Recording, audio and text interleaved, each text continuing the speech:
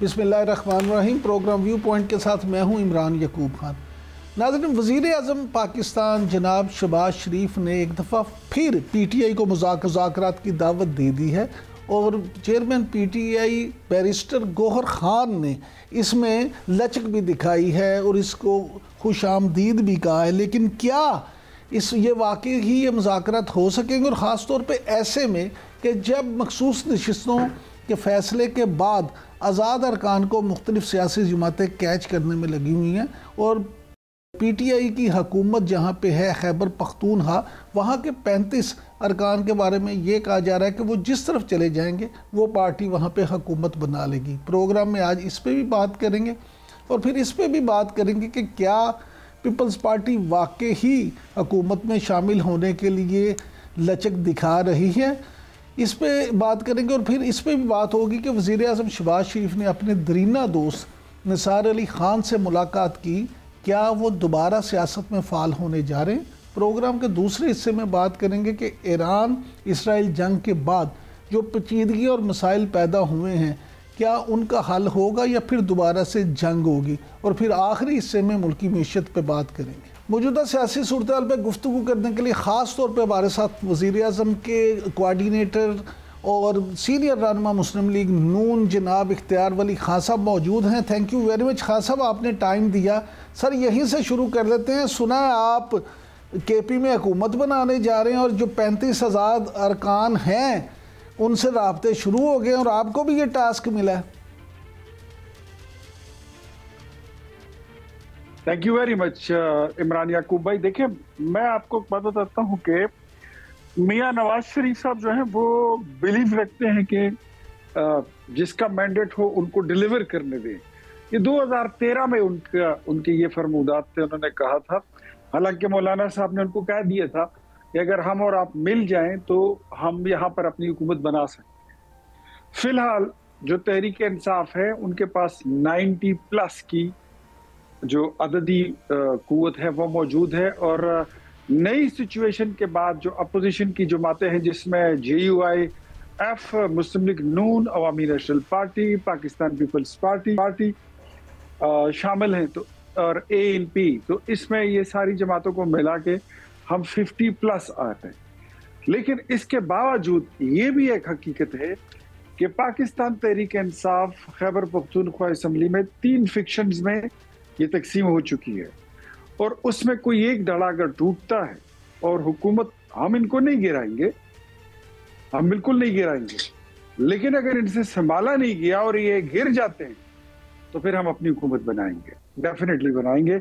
जहां तक आपने आजाद अरकान की बात की, तो तहरीक इंसाफ की जो सबसे बड़ी लॉट है वो इस वक्त खैबर पख्तूनख्वा असेंबली में एज एंड इंडिपेंडेंट कैंडिडेट्स वो बैठे हैं। उनकी कोई पॉलिटिकल शनाख्त या आइडेंटिटी नहीं है और उन पर डिफेक्शन क्लॉज भी लागू नहीं होता। सो सारे ऑप्शंस ओपन हैं। कोई गैर कानूनी और गैर आईनी काम हम करेंगे भी नहीं, लेकिन वो मुस्लिम के हालात को देखते, लेकिन वो मुस्लिम लीग नून में शामिल हो रहे हैं या नहीं, ये बताएं। सर, आजाद अरकान पे तो कोई पाबंदी नहीं है, वो तो कभी भी किसी भी वक्त किसी भी जमात में शमूलियत कर सकते। बिल्कुल ठीक है। अच्छा सर, हाँ साहब, ये फरमाइएगा कि वज़ीर आज़म शहबाज शरीफ ने एक दफ़ा फिर PTI को मुज़ाकरात की दावत दी है और चेयरमैन PTI ने इस पर इंशाल्लाह भी कहा है, तो आप क्या समझते हैं, हुकूमत और PTI के दरमियान मुज़ाकरात होंगे और अगर हुए तो कामयाबी की भी सूरत निकल सकती है? सर, मुझे नहीं लगता इमरान खान साहब जो है वो अपने अलावा किसी और पे ट्रस्ट करते हैं। वो किसी को मुज़ाकरात करने का मैंडेट देते भी नहीं है और अगर दे भी दे तो वो बड़ा लिमिटेड देते हैं। और चेयरमैन गौहर साहब अच्छे इंसान हैं, लेकिन उनकी लिमिटेशंस क्या है मेरे ख्याल में उनसे ज़्यादा हमें मालूम है कि वो कहाँ तक जा सकते हैं। हमारी तरफ से ये रिकॉर्ड पे रहे कि वज़ीर आज़म शहबाज शरीफ ने इस हुकूमत में ये जो 1 साल कुछ प्लस है, कोई 14 महीने की हुकूमत हो गई या 14.5 महीने की, इसमें ये 5वीं बार वज़ीर आज़म शहबाज शरीफ ने पाकिस्तान तहरीक इंसाफ को मिल बैठ कर बात करने और पाकिस्तान की तरक्की और खुशहाली के लिए काम करने के लिए दावत दी है। बट वहां से क्या नतीजा आता है, वहां से क्या रेस्पॉन्स आता है, that's you know very well and everyone knows it. अच्छा सर, ये फरमाइएगा कि वज़ीर दिफा ख्वाजा आसिफ साहब ने जो ये कहा है कि हो सकता है कि पीटीआई के कुछ लोग अलग होकर नई पार्टी बनाकर हुकूमती इत्तेहाद में शामिल हो जाएं, तो ये क्या खबर है? ये तो बताएं कौन से लोग क्या पार्टी बना रहे हैं? सर मैंने आपको बताया ना कि यहाँ पर तकरीबन इसमें 3 फिक्शंस हैं, 3, और उसमें ऐसे 2 फिक्शन ऐसे हैं कि जो मेरे ख्याल में वो इस वक्त उनके राब्ते ना इमरान खान साहब के साथ हैं, ना उनकी हमदर्दियां उनके साथ हैं, बल्कि वो उनकी पॉलिसियों से तंग आ चुके हैं। एक फिक्शन ऐसा है जो उनके साथ कमिटेड है, लेकिन उसकी तादाद जो है वो दिन ब दिन वो घट रही है, और जो दूसरे फैक्शन है उनकी तादाद दिन ब दिन बढ़ रही है। तो एनीथिंग कैन हैपन, आजाद लोग हैं, दे कैन गो एनीवेयर, इन पे कोई कदगन नहीं है, उन कोई डिफेक्शन क्लॉज जो है तो वो उन पर बिल्कुल उन पर जो है वो लागू नहीं होता, and they can decide their fate कि उन्होंने किस तरफ जाना। इवन असेंबली में स्ट्रेट खड़े होकर शो ऑफ हैंड्स में भी अगर वो हाथ उठा दें तो वो नाअहल नहीं होती। अच्छा, हाँ साहब, ये फरमाइएगा कि शहबाज शरीफ साहब ने आज अपने दरीना दोस्त जनाब निसार अली खान साहब से मुलाकात की है। क्या खान साहब को दोबारा सियासत में फाल किया जा रहा है या वैसे खैर सगाली मुलाकात थी? देखिए, ये तो वज़ीर आज़म साहब जो थे तो उनकी अपनी एक दोस्ती भी है, ताल्लुक भी है।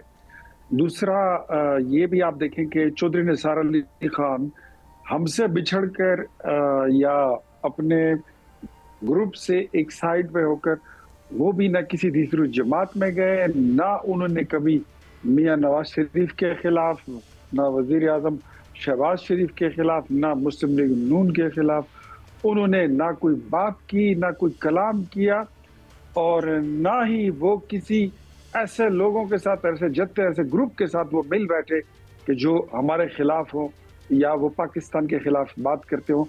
वो गए हैं तो समझ लें कि उन्होंने फॉर सम सर्टन पीरियड उन्होंने एक अपनी रिटायरमेंट के जैसे, या वो रिटायरमेंट के लिए बैठे हुए थे।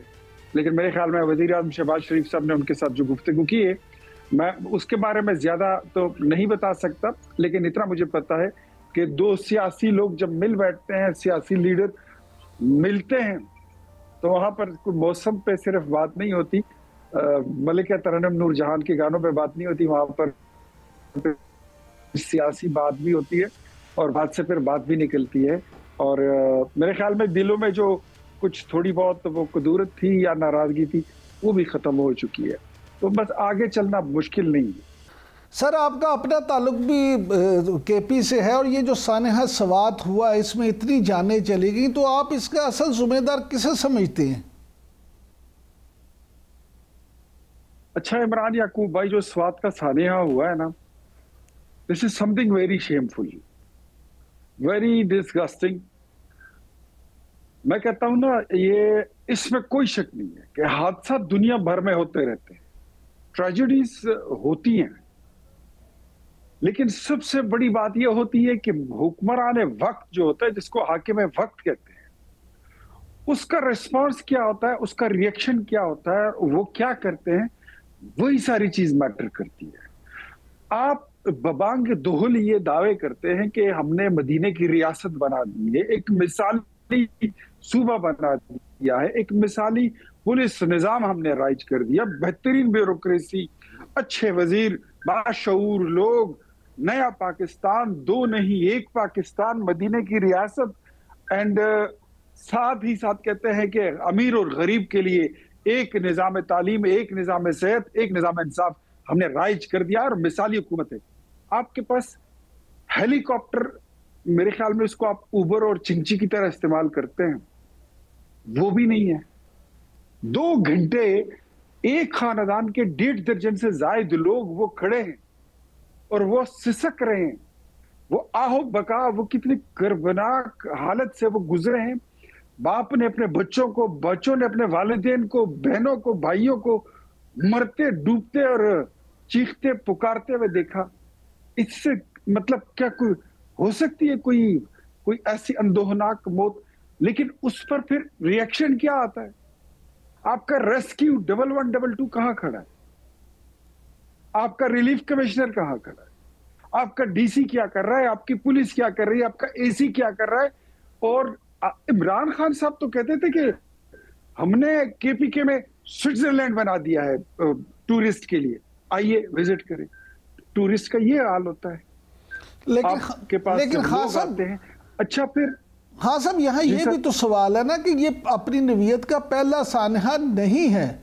22 जून को भी, हाँ जी, 22 जून को भी कलाम में कश्ती डूबी जी। Sir this is not the first one. इससे पहले आप देखें कोहिस्तान का वाकया हुआ था, 22 जून को कालाम में कश्ती उलट गई थी, ये वाकया हुआ है। आपने क्या सेफ्टी मेजर्स लिए हैं? What you have done? आपने क्या किया अभी तक? नथिंग। और आप लेपापोती करने के लिए फिर उसको कॉस्मेटिक ग्लास ओवर के लिए इतनी बेहिसी, मतलब हेलीकॉप्टर छोड़ दे यार, किसी ड्रोन के जरिए आप लाइफ सेविंग जैकेट्स उनको दे सकते थे। 2 hours, अरे दैट इज इनफ यार। 2 घंटे में तो हमने पूरी इंडिया को फतह कर लिया था। 2 घंटे में तो हमने पाकिस्तान की एयरफोर्स ने पूरी इंडिया की डिफेंस सिस्टम को, उसकी फिजाइया को, उसको मलिया मेट करके रख दिया था। आप 2 घंटे में 1.5 दर्जन लोगों को नहीं बचा सकते थे? इतना आपके पास कोई अकल नहीं है? आपके पास कोई छोटी सी रस्सी भी नहीं थी कि आप फेंक देते और वो उसको पकड़ लेते, थाम के उनको वापस? कुछ तो हो जाता। Nothing. They are standing there लेकिन सर मेकिंग वीडियोस। लेकिन सर गुजारिश ये है कि जो इब्तदाई रिपोर्ट आई है तहकीकाती, उसके मुताबिक 62 लोग कुछ सियासी हैं या वो वहाँ पे सरकारी हैं, उनके होटल हैं, उनकी पुश्त पनाही है, वही सारे काम होते हैं। ये तो पाबंदी के बावजूद भी, इस हादसे के बाद भी वहाँ पे बजरी निकालने का अमल फिर भी जारी है। ये सारे जो मामलात हैं, तो इसका फिर हल क्या होगा? क्या गरीब ऐसे ही डूबता रहेगा? अब हमारे ये जो थे ना चौधरी इफ्तिखार साहब, जो चीफ जस्टिस ऑफ पाकिस्तान साबिक रहे हैं, उनके दौर में ये कोहिस्तान और ये बालाकोट मानसेरा कश्मीर साइड पे ये जलजला आया था, इफ यू रिमेंबर, 2005 का, आज से 20 साल कबल। तो वो एक केस की समाअत कर रहे थे। 2 इदारे थे, एरा और पेरा, जिसको लोग फिर बाद में हेरा पेरी भी कहते थे। तो उन्होंने एक वर्डिक्ट दिया था, एक ऑब्जर्वेशन दी थी कि जहां पर ये कुदरती आफत आ जाती है, वहां पर करप्शन का और बदमाशी का एक नया बाजार खुल जाता है। अब कल से वहां पर क्या हो रहा है कि जिस होटल मालिक की कोई सिफारिश नहीं है, जिस होटल मालिक की कोई असर और रसूख नहीं है, उसको कहते हैं कि जी आपका बावर्ची खाना ठीक नहीं है, उसका होटल गिरा रहे हैं। लेकिन जो बड़े लोग हैं, जो बाअसर लोग हैं, और उसमें सारी पार्टियों के लोग शामिल हैं, उनके होटल वहीं पर हैं और उनके होटल गिरेंगे भी नहीं। तो वहां पर एक अलग जवाब मिल गया इंतजामिया को। और उसमें जो है आपकी सोच है कि एक एक बंदा 15-15 करोड़ रुपए देकर अपना अपना होटल बचा रहा है। एक और करप्शन की मार्केट जो है तो वहां पर खुल गई। सानहा स्वाद के बाद सूरत-ए-हाल बेहतर होने की बजाय मज़ीद खराब हो गई और वहां पे रिश्वत का एक नया खुल गया है, ये कहना है जनाब इख्तियार वली खान साहब का। अब के लिए इतना ही। थैंक यू वेरी मच इख्तियार साहब, आपने टाइम दिया। नाज़रीन, तो अब वक्त है ब्रेक का। ब्रेक से जब वापस आएंगे तो इसराइल तराज़े के हवाले से बात करेंगे और हमारे साथ मौजूद होंगे अहमद हसन अल अरबी साहब।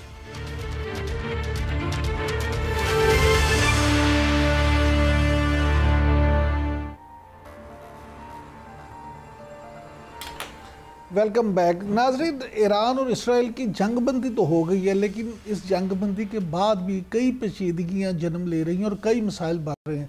इन पेचीदगियों और मसाइल के हल के हवाले से ख़ास तौर पर बात करने के लिए आज इस सेगमेंट में हमने दावत दी है अहमद हसन अल अरबी साहब को। Thank you very much Ahmad साहब, आपने टाइम दिया। सर, यहाँ से शुरू कर लेते हैं कि इसराइल के जो वज़ीर दिफ़ा हैं, एक रिपोर्ट के मुताबिक उन्होंने अपनी फ़ौज से कहा कि ईरान के ख़िलाफ़ इन्फोर्समेंट प्लान मुरतब किया जाए, क्योंकि इस जंग की वजह से ईरान कमज़ोर हालत में है, तो उस पर इस तरह की ज़रब लगाई जाए कि जिससे वो बिल्कुल बैठ जाए, ताकि उन्हें गज़ा में अपने अज़ाइम पूरे करने में मदद मिल सके। इस पर आप क्या कहेंगे? जी बहुत शुक्रिया। देखिए, इसमें अगर आप मिडल ईस्टर्न कॉन्टेक्स्ट में पूरी इक्वेशन को देखें तो इसराइल का जो एग्जिस्टेंस है मिडल ईस्ट में, उसको सिर्फ और सिर्फ एक चीज गारंटी करती है, और वो है उसको सपोर्ट जो वेस्ट की, ब्रिटिश एम्पायर की और अमेरिका की रही है हमेशा से। अब जब इसराइल मार्ज़े वजूद में आया तो आपको पता होगा कि जो बेल्फोर डिक्लेरेशन थी जो रॉथस्चाइल्ड्स को भेजी गई, वो बेसिकली सल्तनत बरतानिया ने भेजी थी कि हमने अपना वादा पूरा किया और हमने इसराइल का क़याम जो है वो मिडल ईस्ट में कर दिया। और कायद आज़म ने उस वक्त कहा था कि आज अगर आप ब्रिटिश एम्पायर और अमेरिकन एम्पायर की सपोर्ट निकाल लें इसराइल के पीछे से, तो मैं देखता हूं ये कितनी देर तक सरवाइव कर सकती है। सो इसराइल की एग्जिस्टेंस मिडल ईस्ट के अंदर, जो कि एक मुसलमान, प्रीडोमिनेंटली मुस्लिम रीजन है, वहां पे इसराइल के जेनोसिडल प्लान्स के साथ उसकी एग्जिस्टेंस सिर्फ और सिर्फ उस सूरत में पॉसिबल रही है कि अमेरिका ऑल आउट सपोर्ट करता है इसराइल को। इसराइल ने पिछले 70 सालों में कोई जंग खुद से नहीं लड़ी, हमेशा से अमेरिकन रहे हैं। अभी जो ईरान वाली जंग हुई है उसमें भी तकरीबन रिपोर्ट्स के मुताबिक, कुछ रिपोर्ट्स कहती हैं कि 50,000, कुछ कहती हैं 80,000 के करीब अमेरिकन इसराइल में मौजूद थे जो अमेरिकन इक्विपमेंट को ऑपरेट कर रहे थे। कभी भी इसराइल के फौजी आप नहीं देखेंगे कि बहुत दलेरी के साथ, बहादुरी के साथ मैदान जंग में जाके लड़ रहे हैं। हमेशा से इसराइल के लिए अमेरिकियों ने ही खून बहाया है। हमें हमेशा से जो अमेरिकन प्रेसिडेंट्स हैं, अमेरिकन पावर कॉरिडोर्स हैं, चाहे कांग्रेस की, चाहे डोनाल्ड ट्रंप हो, चाहे बराक ओबामा हो, आपने देखा होगा पिछले 70 सालों में हर अमेरिकन जो प्रीमियर रहा है वो इसराइल के साथ उसके बड़े दरीना ताल्लुकात रहे। लेकिन अब दुनिया के हालात बदल रहे हैं। America is not the only super power in the world. अब मल्टीपोलर वर्ल्ड है, अब चाइना भी है, रशिया भी है। अमेरिका एक डिक्लाइनिंग पावर है।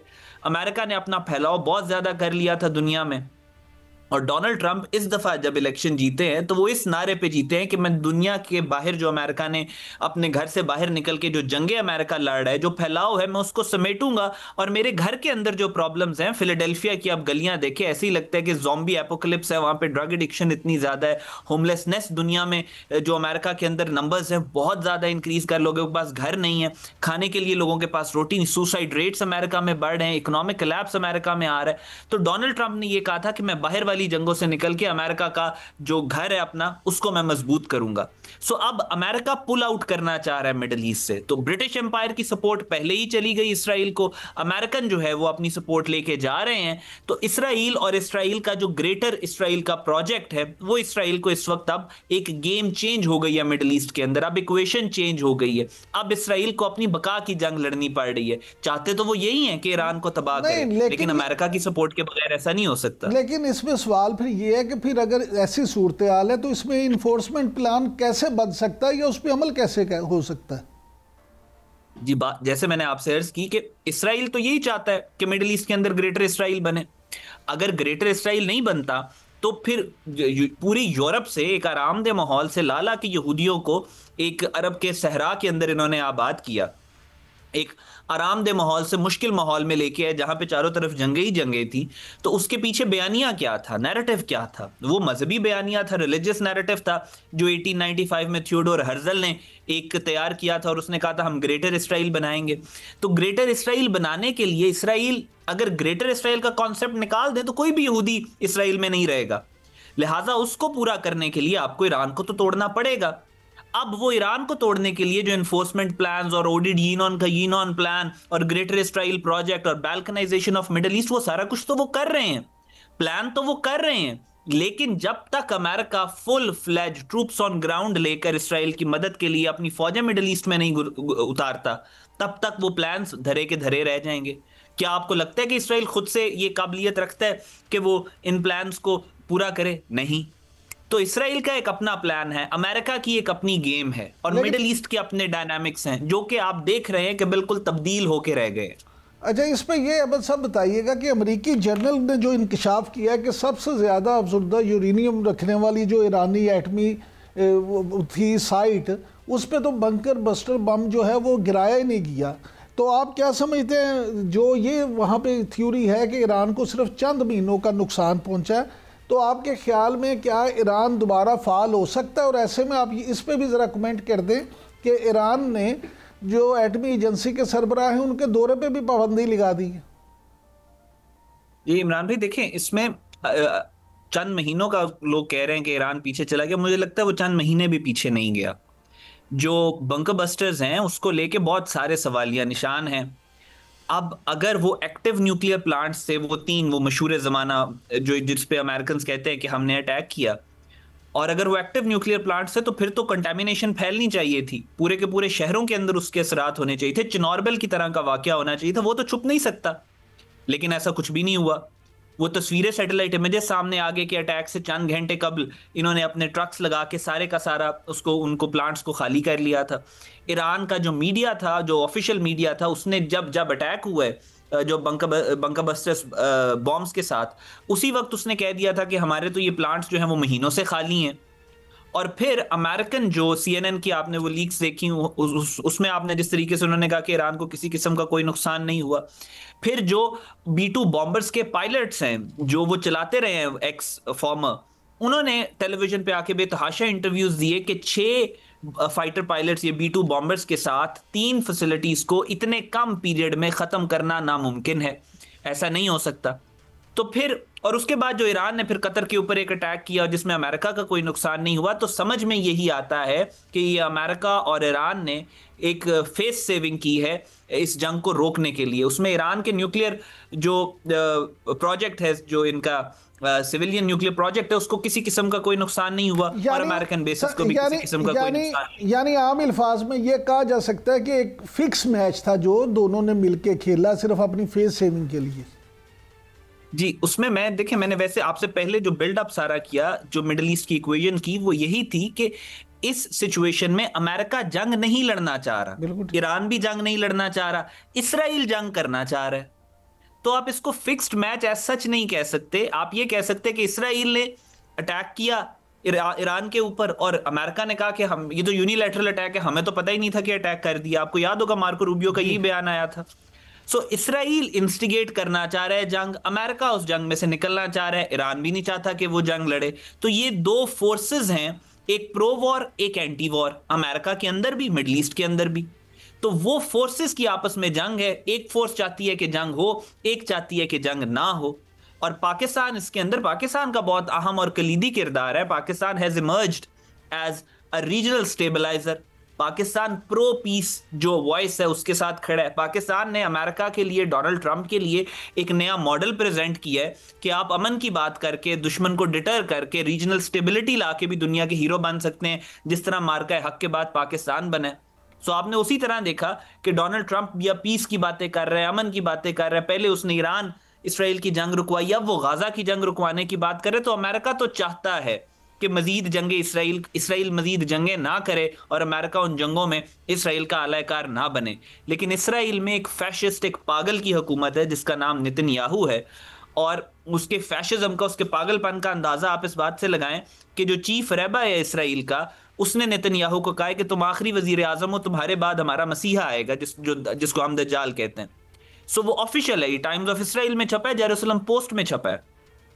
तो आप इन फैशिस्ट्स के साथ डील कर रहे हैं जो जहनी तौर पे मफलूज हैं और जो सिर्फ जेनोसिडल हैं। वो कुछ भी कर सकते हैं, लेकिन जो इक्वेशन है वो ये है कि ईरान जंग नहीं चाहता, अमेरिका जंग नहीं चाहता, इसराइल जो है वो खित्ते में जंग करवाना चाहता है। अब आगे देखना है हालात किस तरीके से अनफोल्ड होंगे। ये पहली दफा ऐसे हुआ है कि अमेरिका इसराइल के पीछे से अपने आप को पुल आउट कर रहा है। और आपने देखा पहली दफा अमेरिका की तारीख में ऐसे हुआ है कि अमेरिकन फॉर्मर प्रेसिडेंट जो हैं बिल क्लिंटन, उन्होंने नाम लेके कहा कि ये जो जंग हो रही है ईरान इसराइल की, ये नेतन्याहू अपनी कुर्सी बचाने के लिए कर रहे हैं, और नेतन्याहू हमेशा से इक्तदार में और ये चाहता है हमेशा इक्तदार में रहे। तो ये बहुत चेंज हो गया है पॉलिसी डिस्कोर्स। अजय अहमद भाई, अभी आपने जैसे खुद जिक्र किया गजा का कि अमेरिका वहां भी अब जंग नहीं चाहता, तो एक ये जो अब्राहम एकॉर्ड वाली बात चल रही है और उसमें हो रहा है कि अरब ममालिक जो है वो गज़ा का कंट्रोल संभाल लें। तो यहाँ पे कुछ लोगों का ये भी सवाल है कि पाकिस्तानी फ़ौज भी अरब ममालिक में बहुत सारी जगहों पे अपने फ़राइज़ अंजाम देती है। तो क्या ऐसा सिनेरियो को बनेगा कि जिसमें पाकिस्तानी फ़ौज भी वहाँ कोई अपना किरदार अदा कर सकती है? जी देखें इमरान भाई, अभी तो उसमें 1-1.5 हफ्ता है इब्राहिम अकॉर्ड्स की, और वो जो सारी जो सीज फायर अग्रीमेंट है, बहुत सारे हाइपोथेसिस हैं। कुछ लोग ये बात कर रहे हैं, कुछ और बातें हो रही हैं। अभी कंक्लूसिवली कोई ड्राफ्ट सामने नहीं आया। अब उस ड्राफ्ट सामने आने से पहले जो भी हम बात करेंगे वो स्पेकुलेटिव होगी। So Pakistan has always made sure कि पाकिस्तान के देखिए इंटरेस्ट में क्या है। पाकिस्तान के इंटरेस्ट में ये है कि इस खत्ते में पीस आए। पाकिस्तान ने अमन के लिए अपनी बका, अपनी एग्जिस्टेंस खतरे में डाली कि जब भारत ने पहलगाम वाला फॉल्स फ्लैग ऑपरेशन किया और जारियत की, तो पाकिस्तान ने इस पूरे खित्ते की स्टेबिलिटी के लिए भारत को डिटर किया। सिर्फ पाकिस्तान का तो मसला नहीं था, भारत तो एक्सपैंड करके बांग्लादेश पे भी कब्जा करना चाहता है, नेपाल पे भी चाहता है, चाइना पे भी करना चाहता है, म्यांमार पे भी करना चाहता है, भूटान पे भी करना चाहता है। सो पाकिस्तान ने खित्ते की स्टेबिलिटी के लिए मार्काए हक और ऑपरेशन बनियान महसूस किया। और पाकिस्तान के इंटरेस्ट में जो वेस्टर्न साइड है, अफगानिस्तान में भी अमन आए तो पाकिस्तान के इंटरेस्ट में, ईरान में भी अमन आए तो पाकिस्तान के इंटरेस्ट में, मिडल ईस्ट में अमन आए तो पाकिस्तान के इंटरेस्ट में। तो पाकिस्तान बहुत क्लियर है, स्ट्रेटेजिक क्लैरिटी है हमारी इस बात पे कि ये अब जो महाजाराइयां हो रही हैं, जो दुनिया में कैंप्स बन रहे हैं, हंटिंगटन ने 92 में जिसका इशारा दिया था कि आने वाले दौर में दुनिया 2 कैंप्स में डिवाइड हो जाएगी, एक प्रो वॉर होंगे और एक एंटी वॉर होंगे, प्रो पीस होंगे। सो पाकिस्तान ने डिसाइड कर लिया कि पाकिस्तान अमन की जो आवाज है और प्रो पीस जो गैंग्स हैं या ग्रुप्स हैं उनके साथ खड़ा है। जो प्रो वॉर गैंग्स हैं और ये जो गैंगस्टर बने हुए हैं, ये जो इसराइल और इंडिया है, पाकिस्तान इनके खिलाफ खड़ा है और पाकिस्तान अपनी पूरी जो काबिलियत और सलाहियत के साथ इनका मुकाबला करेगा और पूरी दुनिया के अंदर मेक श्योर करेगा कि पाकिस्तान इमर्ज करता है as a voice of peace and stability. अच्छा अहमद साहब, यहाँ ये भी सवाल है, जैसे आपने खुद फरमाया कि ये जो प्रो वॉर हैं, गैंगस्टर बने हुए हैं इसराइल और इंडिया, इनका जो नेक्सस है, तो क्या आप समझते हैं कि जो मौजूदा सूरत हाल है इसमें जिस तरह से फाशिस्ट मोदी पागल हुए हैं, तो क्या पाकिस्तान के लिए मज़ीद आइंदा आने वाले दिनों में कोई ख़तरा है इस तरह का कि इंडिया दोबारा को इस तरह की हरकत करे? जी यकीनन, यकीनन ऐसा ही होगा।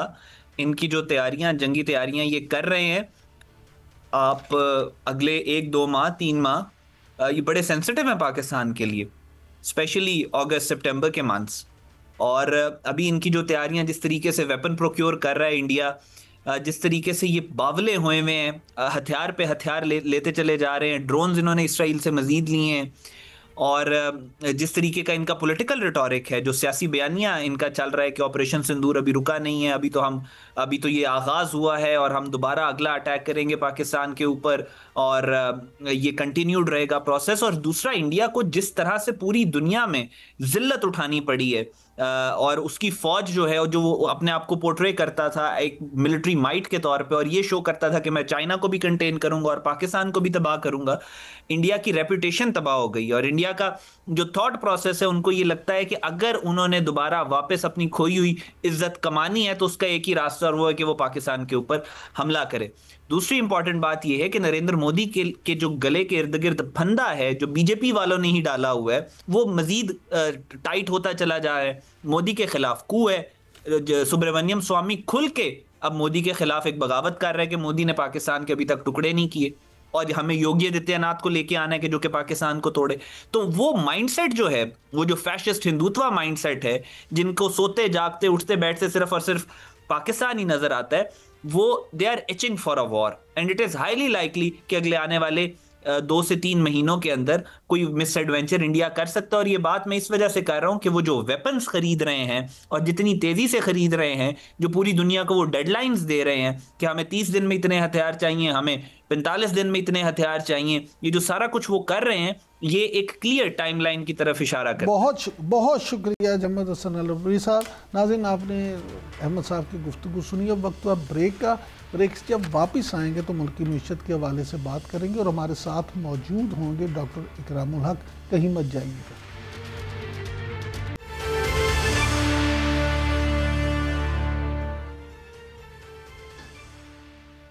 Welcome back. नाज़रीन, मुल्की मीशत इस वक्त किस हालात का शिकार है और इससे क्या वाकई ही ब्लूमबर्ग की जो रिपोर्ट है उसके मुताबिक हमारी मीशत बेहतर हो रही है? क्या महंगाई में इजाफा हो रहा है या कमी हो रही है? और क्या हुकूमत ऐसे इकदाम वाकई कर रही है जिससे गरीब आदमी जो है उसको उसकी ज़िंदगी पुरसकून हो सके? इन तमाम सवालों के जवाब आज जानने के लिए आज ख़ास तौर पे हमने माहिर मुआशियात जनाब डॉक्टर इकरामुल हक साहब को प्रोग्राम में शरीक किया। Thank you very much doctor साहब। सर ये फरमाइएगा कि वज़ीर आज़म शहबाज शरीफ ने अपना मीटर अपनी रीडिंग के तहत जो स्मार्ट ऐप का इफ्तिताह किया है, ये सिर्फ कॉस्मेटिक ही है या इससे वाकई ही आवाम को कोई फ़ायदा भी पहुंचेगा, कोई लोगों को सुकून भी मिलेगा?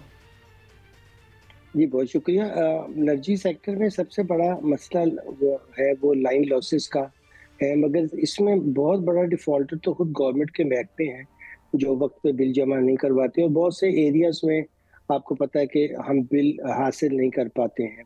अब ये स्मार्ट जो है ऐप का इशू, ये तो तब हासिल होता जब आपके जो मीटर्स हैं वो भी आप उसको डिजिटाइज करते हैं। वो तो हमने किए नहीं है, वो तो वही सीधा पुराने ज़माने के हैं, और जहाँ नहीं चलते आपको पता है वो एवरेज डाल देते हैं। तो ये जैसे हमने पटवार खाने को ख़त्म करने के लिए रिकॉर्ड डिजिटाइज का बस बहाना ही किया, अब भी आपको पता है कि जाएं तो कितनी डिफ़िकल्टी होती है। तो ये ज़्यादा आपने सही फरमाया, जो वर्ड कॉस्मेटिक आपने यूज़ किया, कि दरअसल वो दिखाने के लिए कि हम कुछ कर रहे हैं, मगर जो हकीकी स्ट्रक्चर रिफॉर्म्स करने की ज़रूरत है वो नहीं होती हैं, और फिर ये इस तरह सिर्फ ऐप्स जो हैं वही रह जाती हैं। आपको पता है पंजाब में कितनी ऐप्स बनाकर दी थी और उस पर कितना अमल दरामद हुआ। तो ये तो एक कल्चर पैदा करना पड़ता है जिसके अंदर पहले आप गवर्नमेंट अपना इंफ्रास्ट्रक्चर दुरुस्त करती है। जब गवर्नमेंट अपना इंफ्रास्ट्रक्चर दुरुस्त करती है, साथ लोगों को भी ये सहूलतें फराहम करती है कि वो डिजिटाइजेशन की तरफ आएँ, वो अपना कल्चर बदलें। तो मेरा ख्याल है कि ये इसमें तो फ़िलहाल कोई मुझे ऐसी चीज़ नज़र नहीं आई जिससे बेहतरी होगी, मगर चलिए हम ये कह सकते हैं कि उन्होंने एक अच्छे रुख की तरफ इशारा किया है, और आगे जाकर अगर हम इसको सही तरीके से इम्प्लीमेंट कर पाए तो ये बहुत ज़्यादा जो हमें मसाइल पेश आते हैं बिलिंग में, कम से कम वो तो दूर हो जाए। डॉक्टर साहब यहाँ सवाल ये भी पैदा होता है कि जो स्लैब सिस्टम है कि अगर 200 यूनिट तक बिल लो तो आपका अगर बिल कम है, और अगर 1 यूनिट बढ़ जाए 201 हो जाए तो बिल एकदम से बढ़ जाता है उसमें। तो क्या आप समझते हैं कि इस ऐप के बाद ये मसला किसी हद तक हल हो जाएगा, क्योंकि अगर जेन्युइन रीडिंग होगी तो लोग वही स्लैब में होंगे जो उनका असल होगा?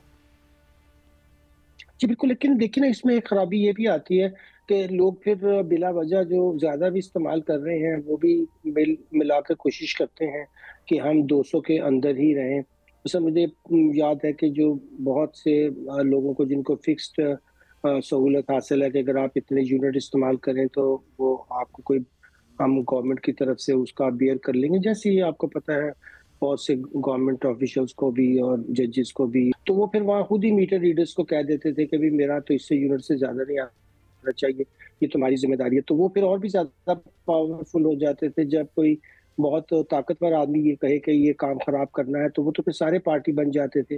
तो अगर हम चाहते हैं कि बिजली के ज़्यादा इस्तेमाल की हम ज़्यादा कीमतें ना लें, बल्कि ज़्यादा इस्तेमाल करने वाले को हम जो है वो सहूलत दें, और जो इसमें बेशुमार हमने टैक्सेस के बोझ और लेवीज डाली हुई हैं, अगर हुकूमत इसको ही कम कर दे तो लोगों की ज़िंदगी भी सुकून में होगी।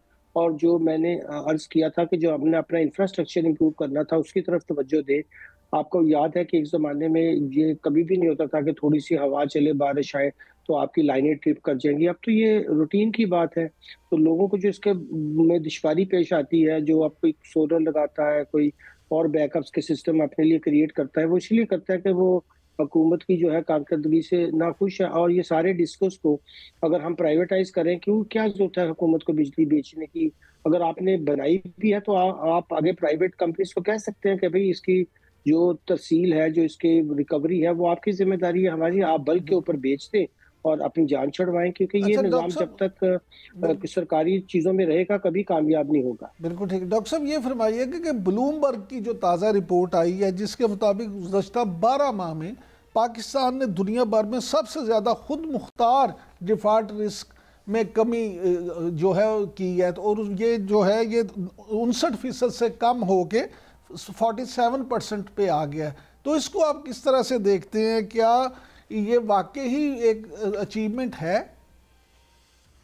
जी देखिए, डिफॉल्ट का जो खतरा था वो इसी तरह खत्म हुआ कि जब हम पहला मुल्क थे जो आईएमएफ के पास जाए, तो बजाय आईएमएफ हमारे लिए बाहर के कर्जे अरेंज करे, इसीलिए जाते हैं लोग के डिफॉल्ट ना हो। उन्होंने हमें कहा कि हम आपको प्रोग्राम तब देंगे पहले अगर आप ये 3-4 मुल्कों से अपना जो है वो लेकर आए पेश की लेकर आए कि वो आपकी मदद करेंगे। अब वो 3-4 मुल्क हमेशा हमारी मदद करते हैं और अब भी यही हुआ कि अभी आपने देखा होगा कि 3.7 बिलियन का फ्रेश भी लोन चाइना ने हमें दे दिया, जो पिछले थे वो भी रोल ओवर कर दिए। जो हमारे ज़खायर 8 बिलियन पे आ गए थे वो दोबारा 12 पे चले गए हैं और उम्मीद है कि ये 14-15 तक इस साल के आखिर तक इंशाल्लाह ताला हो जाएंगे। तो ये पाकिस्तान की एक बहुत बड़ी अचीवमेंट है, मगर इसमें ये यकीनी तौर पर याद रखना चाहिए कि जो हमारे बाहर के डिपॉजिट्स आकर पड़े हुए हैं और उन्हें हमें इस्तेमाल करने की इजाज़त दी हुई है, उसमें चाइना सरे फहरिस्त है। अगर चाइना ना हो तो हमारी इसमें हालत बहुत ख़राब होती है और अभी भी 25 बिलियन, चूंकि हमें अगले 3 साल में हर साल 25 बिलियन डॉलर का फराहमी करनी है, तो इंशाल्लाह ताला अगर हम इस तरह ही करते रहे कि अपनी बेल्ट टाइट रखी और इंपोर्ट्स बिला वजह ना की और अपना कुछ ज़र मुबादला बचाया, तो फिर उम्मीद है कि हम 1 साल बाद, क्योंकि 37 मंथ का प्रोग्राम है, इसके बाद शायद फिर हमारी हालत बेहतर हो जाए। अच्छा डॉक्टर साहब, ये फरमाइएगा कि हुकूमत ने IMF का एक और मुतालबा मान लिया और गैस की कीमतों में भी 1 जुलाई से इजाफा कर दिया, तो क्या आप समझते हैं कि आम आदमी पे तो इसका बोझ पड़ेगा, इंडस्ट्री, ज़राअत और जब ये सब चीज़ें मुतासिर होगी तो कौमी मईशत नहीं मुतासिर होगी इससे? जी, ज़ाहिर है जो आपने शुरू में फरमाया था कि जो चीज़ों की कीमतें बढ़ती हैं पाकिस्तान में, उसकी एक बड़ी वजह ये होती है कि जो हम कॉस्ट पुश करते हैं, यानी कि हम कीमतों को बढ़ाते हैं टैक्सों से और चीज़ों से, जैसे ये अभी गैस की कीमत बढ़ा दी, तो उससे फिर बाकी चीज़ों पे उसका असर होता है। बाकी मुल्कों में वो इसलिए इंटरेस्ट रेट हाई कर रखते हैं कि वहाँ वो डिमांड की वजह से इन्फ्लेशन हो रही होती है, तो वो डिमांड को कम करते हैं। पाकिस्तान का तो ये मसला ही नहीं है। अब यहाँ इंटरेस्ट रेट अभी भी हमने डबल डिजिट रखा हुआ है, इन्फ्लेशन का हम कह रहे हैं कि वो 1-2% रह गई है, तो ये दोनों बातें तो फिर एक दूसरे से मुताबिकत नहीं रखती हैं। आपने दुरुस्त फरमाया, जब ये गैस की कीमत बढ़ेगी तो हर चीज़ में जिसमें इसको बतौर इनपुट इस्तेमाल होता है वो भी, उसकी कीमतें भी बढ़ जाएंगी और इसका सबसे नुकसान तो आखिर में सार्फिन को ही होगा, क्योंकि जहां जहां भी कीमतें बढ़ेगी वो तो हम पे ही पास ऑन करेंगे। और यही वजह है कि हमने देखा पेट्रोल पे भी, जब ये अभी ₹2.5 जो है वो क्लाइमेट सरचार्ज लगेगा, फिर उसके अलावा पेट्रोलियम लेवी भी बढ़ा रहे हैं, तो वो कीमतें बढ़ती जाएंगी, तो थोड़ा बहुत जो लोगों की सैलरी में इजाफा हुआ है वो भी अच्छा डॉक्टर साहब, किसी काम का नहीं रहेगा। तो हुकूमत को ये भी चाहिए कि ये जो अपने टैक्सों का निज़ाम है इसको तो कम से कम दुरुस्त करे, डॉक्टर साहब ताकि मैं ये इस इतनी ज्यादा, या भी आप डॉक्टर गैस साहब में भी टैक्सों का हाल डॉक्टर साहब मैं इस तरफ ही आ रहा था कि टैक्स निज़ाम में 663 अरब रुपए से जायद का जो ब्लैक होल पाया जाता है, क्या इसे तो FBR की कारकर्दगी पे वैसे ही सवालिया निशान करार दे रही है। और इसके अलावा फिर इस ऐसे में आप ये देखें कि FBR को गिरफ्तारियों की भी इजाज़त दे दी है, तो आप ये सारे मामला को किस तरह से देखते हैं? ये देखिए, ये तो अभी जिसे कहते हैं आइस ऑफ, ये तो टिबर्ग है, ये बहुत उन्होंने आपने लिखा भी है कि ये सैंपलिंग से हमने देखा है और ये यहाँ तक आया है। अगर भरपूर तरीके से देखा जाए तो हमें सबको पता है कि FBR की कारकर्दगी इतनी खराब हो चुकी है कि वो बहुत ही इस वक्त काबिल रहम हालत है, क्योंकि टैक्सेस ज्यादा से ज्यादा लगाए चले जा रहे हैं और पावर्स भी ज्यादा से ज्यादा लेते चले जा रहे हैं, मगर उसके नतीजे में जो उनकी कारकर्दगी है वो बदतर होती जा रही है। अब ट्रिलियन से ज्यादा का हदफ का शॉर्टफॉल है, मगर फिर भी उन्होंने और पावर्स हासिल कर ली हैं। किस लिए, पूछना चाहिए कि भी पावर्स तो तभी आपको देते जब आप कोई बहुत अच्छी कारकर्दगी कर रहे हो, फिर मजीद अच्छी कारकर्दगी करने के लिए आपको पावर्स चाहिए होती। पावर्स तभी दी जाती है कि उसका कोई फिर फायदा भी हो, मगर फायदा तो कोई नहीं होगा, वो तो जेबों में पैसा चला जाएगा। अभी तो इस रिपोर्ट में जो AG ऑडिटर जनरल साहब ने तैयार की है, इसमें तो उन चीजों का जिक्र ही नहीं है कि जो बड़े बड़े आपने एग्जम्पशंस दे रखी हैं, जो इस दफा 5 ट्रिलियन से भी ज्यादा थी, फिर आपने किस कदर नुकसान करते हैं, ना आपको ऑडिट करना आता है, और जो लोग बेचारे टैक्स दे रहे हैं उन्हीं को आप तंग करते रहते हैं, और जो टैक्स नेट में नहीं आते उनको आप कुछ नहीं कहते हैं, उनका थोड़ा सा विद होल्डिंग का टैक्स रेट बढ़ा देते हैं, वो भी कोई उसको नुकसान नहीं होता, वो हम पे और आप पे वो टैक्स पास ऑन कर देता है।